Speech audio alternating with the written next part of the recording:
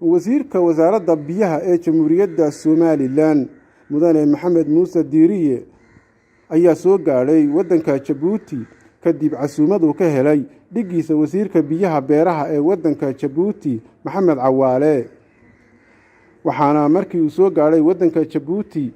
wasiirka ku soo dhaweeyay wasiirka biyaha ee waddanka Djibouti waxaana kulankani ku wehelinayay safiirka Somaliland u fadhiya waddanka Djibouti Ambassador Cabdifataax Siciid Axmed wasiirka wasaaradda biyaha ee Jamhuuriyadda Somaliland iyo wafdiga uu hogaaminayo ayaa waxay soo kormeereen soo indhayndeeyeen warshada biyaha macaan ka safaynaysa badda ee laga hirgelinayo deegaanka Dooraale ee waqooyiga ka xigta caasimadda Djibouti waxaana markii ay soo gaadheen goobtaasi laga hirgeliyay warshada biyaha macaan ka safaynaysa badda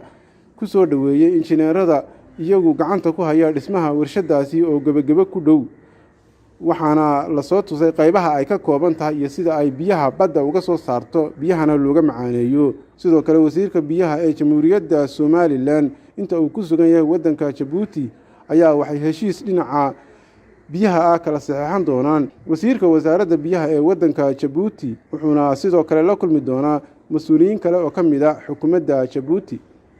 Maxamed Jaamac Cawaale warbaahinta qaranka Somaliland Djibouti